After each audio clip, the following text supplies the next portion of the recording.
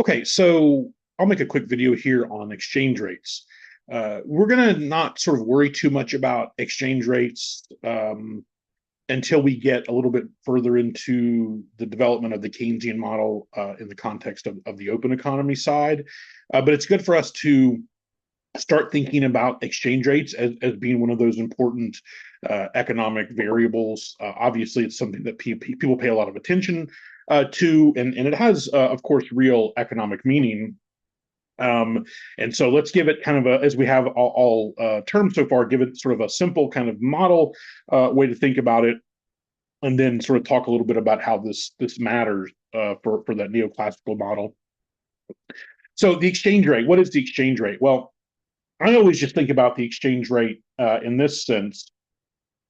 Basically, that the exchange rate is the sort of purchasing power of a currency relative to another currency. Now, in this context, when we talk about purchasing power, the one thing I think that people often get wrong about exchange rates is they don't think about it in the context of buying goods in those sort of respective countries. So you'll notice the language here: units of Japanese goods per unit of US goods. So we sort of start from the perspective of what are we spending money on in this sort of framework. We're spending money on goods. We're buying domestic goods and we're buying foreign goods, thinking from the perspective of the US consumer.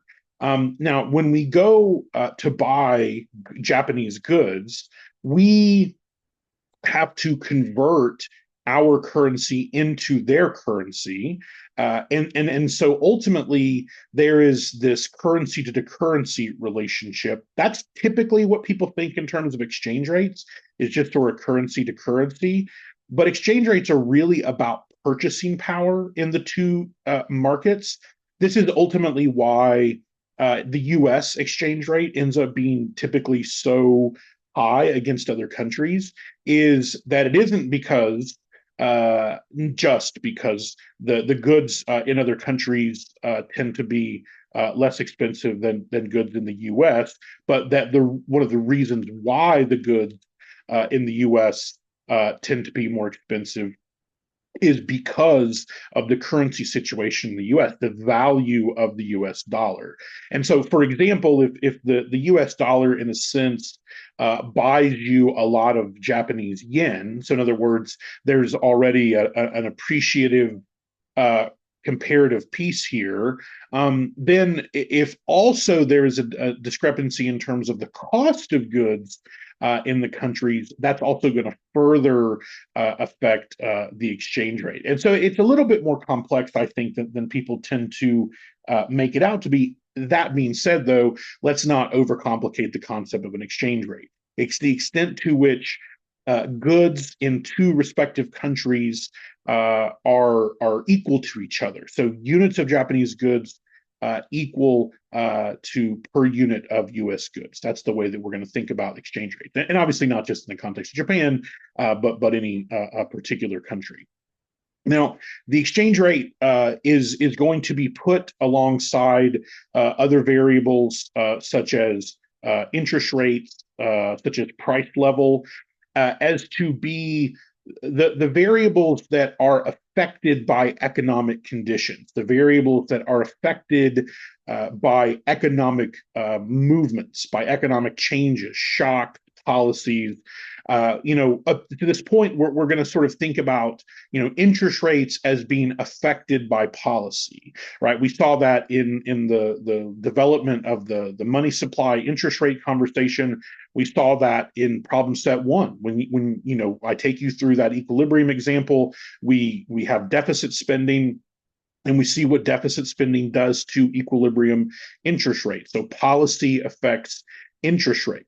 Policy, as we'll find out more a little bit later, policy affects price level. And because, in part, policy affects both price level as well as expenditure in the domestic economy, then those things are, of course, going to affect exchange rate. And then, of course, the thing that matters to exchange rates is, of course, a lot to do with the sort of inflationary stories in the respective countries we're discussing, and then also, of course, the underlying sort of economics of the two particular countries.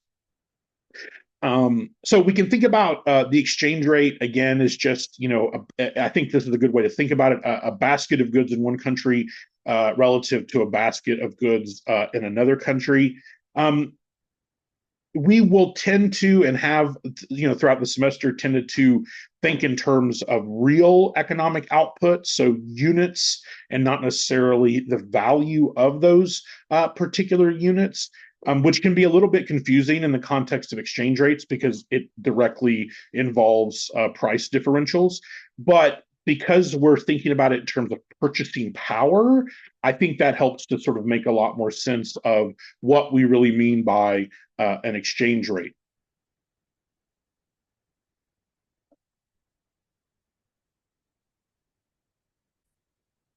Oh, sorry there. My Zoom cut out there for just a second. My apologies. Okay. Moving on. So we're going to, as we always do, variable of interest. Let's put it and frame it into the context of the model that we have. What we're going to make, which is a pretty basic argument, is that net exports are going to depend on the exchange rate. There's a lot of things, of course, that feed into net exports other than the exchange rate. But because the exchange rate in our mind captures this comparative purchasing power, therefore, we believe that this is really what drives a sizable part of trade flow, right? Part of the story is interest rates, part of the story is exchange rate. And that's going to be a really important piece later on when we develop the sort of Keynesian era ISLM model, and we open that model up and we start having conversations about things like floating exchange rates versus fixed exchange rates, and because exchange rates later on are going to become a policy mechanism like a lot of other policy mechanisms.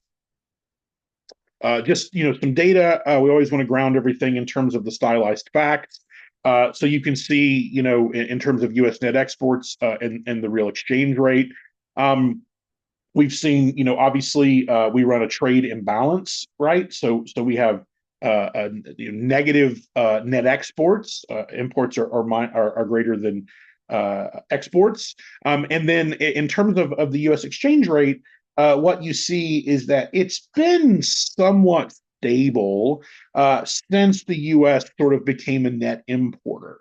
And prior, there was quite a bit more volatility.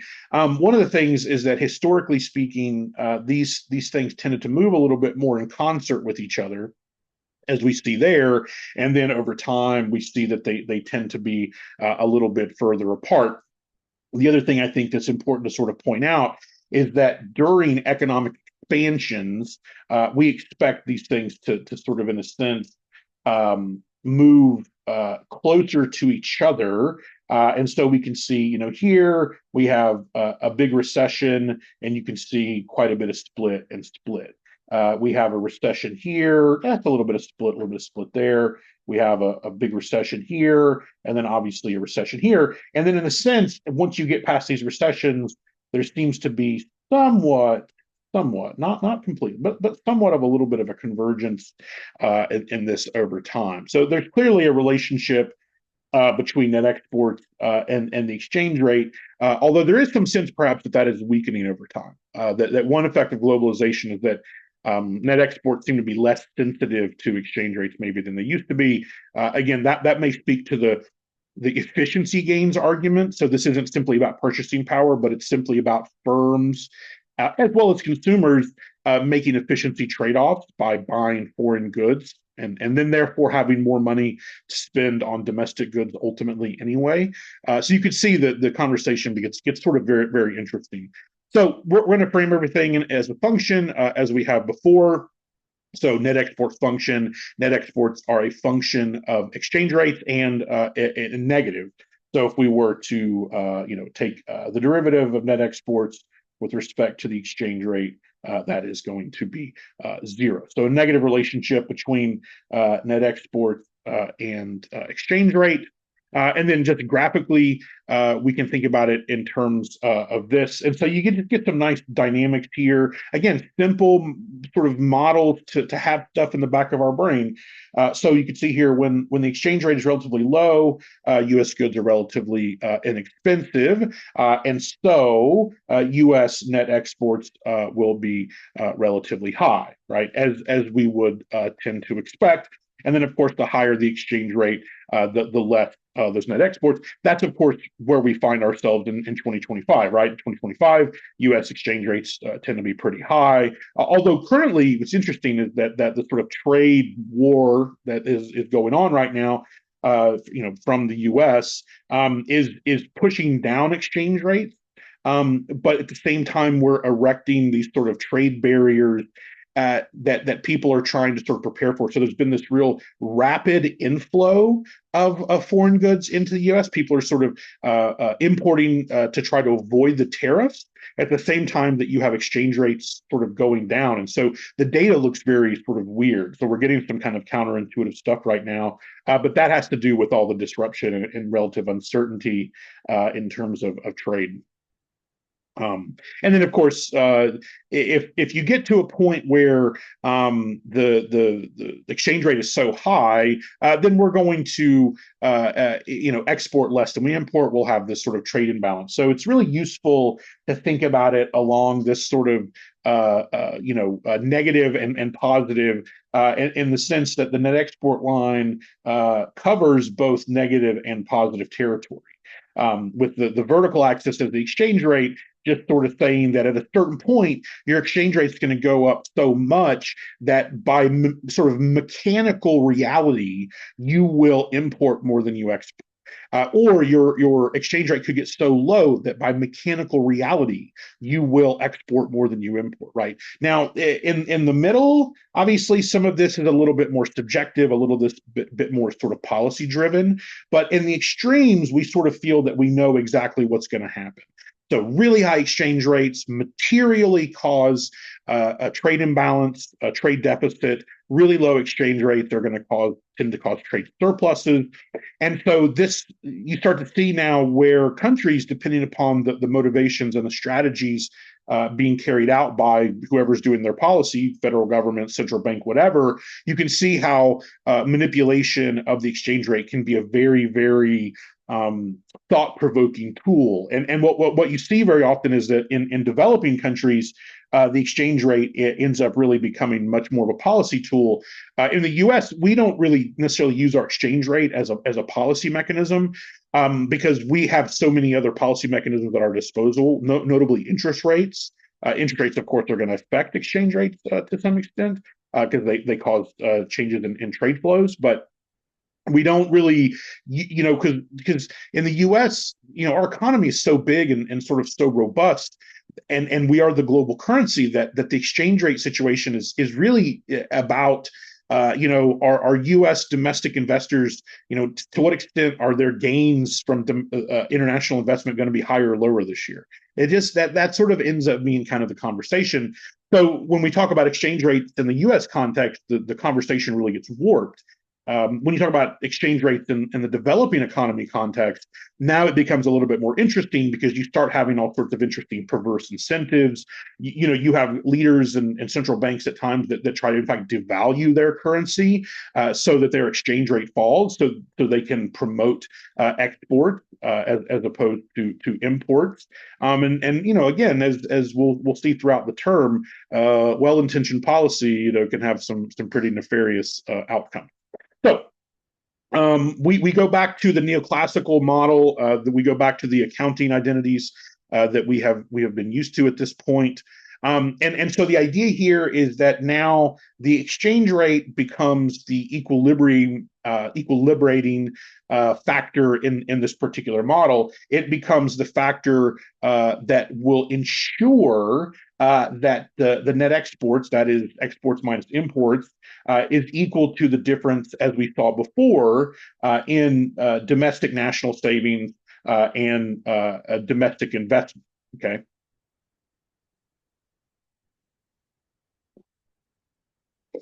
So equilibrium condition, as before, you'll notice now instead of real interest rate that we have the exchange rate. So what we're doing here is we're fixing the interest rate. So we're saying at a particular international interest rate, there is going to be a particular amount of domestic savings minus investment, right? And so we're fixing both the international and domestic interest rates. We're setting them equal to each other as we did before.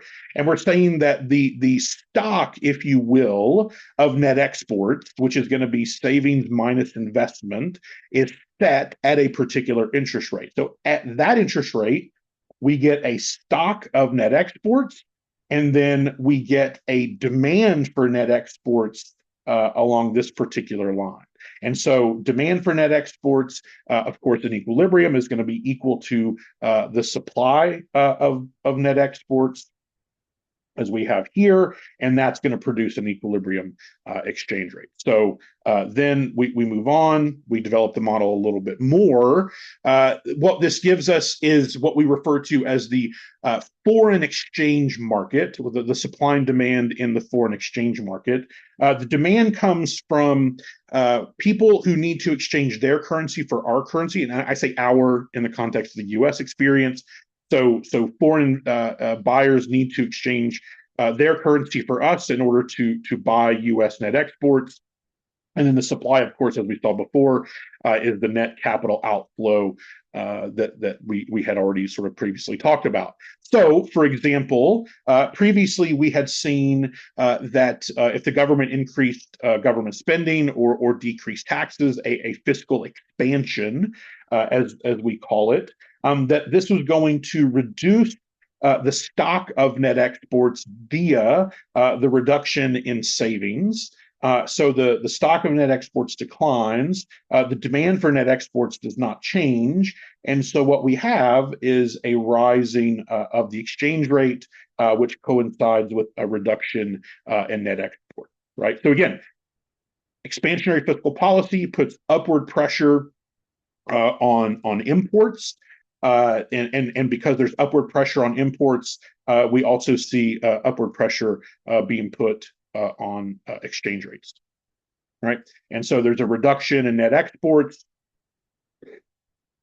All right, now fiscal policy abroad, as we saw before as well.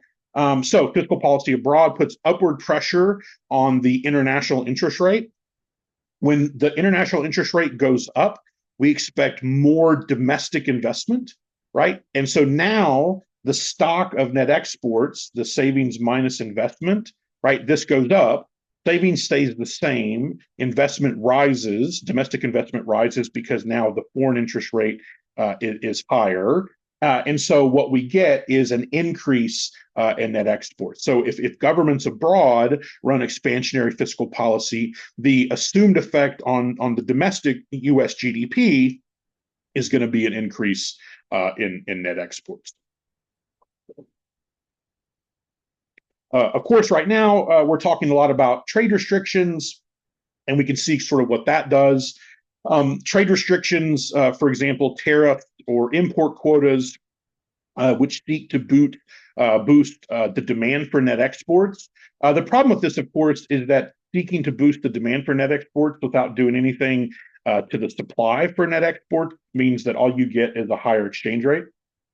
So the idea here is that restrictive trade policy does not change the stock of net exports. It simply increases the exchange rate. This is one of many reasons why economists don't like trade restriction, because your attempt to boost net exports ultimately causes you to simply increase the exchange rate. Meanwhile, the actual stock of net exports stays exactly the same.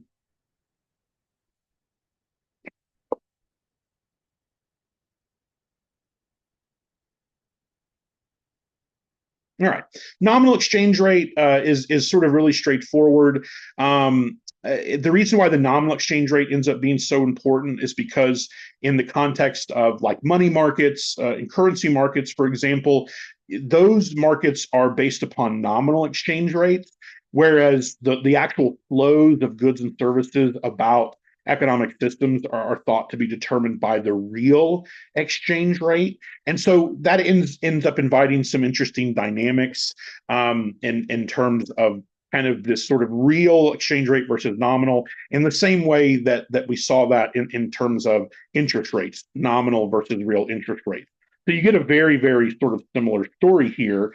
The big thing to keep in mind is that the prices. So if we're looking at this price ratio here, the prices here are determined by the supply and demand of those currencies, right? So we get international money demand, right, which affects the relative to international money supply, which affects international price levels.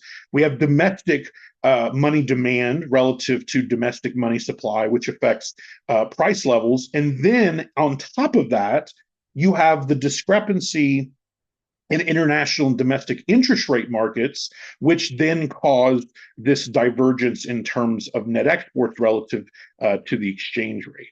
And so there's a lot of moving parts here, a lot of moving pieces. We think that trade flows, the actual flow of economic across the two sort of markets, ends up being about the real values, but we get data on and we tend to pay attention to sort of nominal values. So it's worth kind of thinking about nominal values in this particular sense, and it causes us to kind of rethink a little bit of the exchange rate, but doesn't really tell the story or change the story much at all. We're not going to sort of talk much about purchasing power parity. You'll read about it, but it's the problem with purchasing power parity is that it's not really something that we necessarily believe very much anymore. It's sort of an idea that economists held for a long time. It makes some of the models that were really popular in the 70s and 80s. It sort of works. It helps those models work. But ultimately, it's not as important today as it sort of used to be. So it's in a sense not as valuable for us to sort of go into. One of the big reasons why PPP isn't as important as it used to be is just so much easier. The mobility of goods and services across borders is just so much higher than it used to be, that it's just sort of changed the way that we tend to think about purchasing price parity in a very similar way to the sort of rapid increase of velocity of money due to increases in technological progress have really changed the way we think about that quantity equation, especially because we now know that dollars are very high powered in the U.S. economy due to the very, very high velocity of money that we tend to have. And this really sort of, in a sense, distorts the nature of something like PPP, which is attempting to sort of normalize prices across multiple currency regimes, and that just becomes very, very difficult to do. But it's still useful because it's easy for us to think, okay, we want to compare U.S. consumption to, say, Japanese consumption. That's apples to oranges unless we do PPP. Where it becomes problematic is when you assume that the net result of trade flows is going to be purchasing price parity. That we don't see. And the reason why we don't see that is because goods and services move so quickly about the economic system that there's really no time, in a sense, for that parity to actually show up before goods are being moved. Basically, the extent to which the productions of goods and services now generate proceeds in capital and labor markets is so fast and rapid that there's really no time for there to be any sort of parity equilibrium that exists across multiple currency regimes. Okay, and then lastly, just to kind of summarize everything, the differences between fiscal expansion, right? The reason why this is so important for us to think about fiscal expansion here is because that's going to be a big part of the Keynesian conversation. And one argument about the Keynesian conversation that perhaps is somewhat of a weakness is that the Keynesian way to think did not have a lot to say ultimately about exchange rates, did not have a lot to say ultimately about trade. And so the attempts to sort of shoehorn in, I would argue to some extent, some of that sort of open economy stuff. We'll talk about a model called the Mundell-Fleming model, which is a re-understanding of the Keynesian model with an open economy, and it sort of adds a lot more nuance, and then at a certain point, kind of starts to add more questions than it adds answers, which I think is quite interesting. But again, you want to kind of have in your brain sort of this general idea. Okay, what happens if the federal government pursues expansionary fiscal policy? Well, in the closed economy sense, interest rates go up, right? Investment falls. There's no net export in a closed economy sense, right? In the large open economy, right? So when we say large open economy, we're thinking U.S. economy. Interest rate rises, but not as much as the closed economy. Investment falls, but not as much.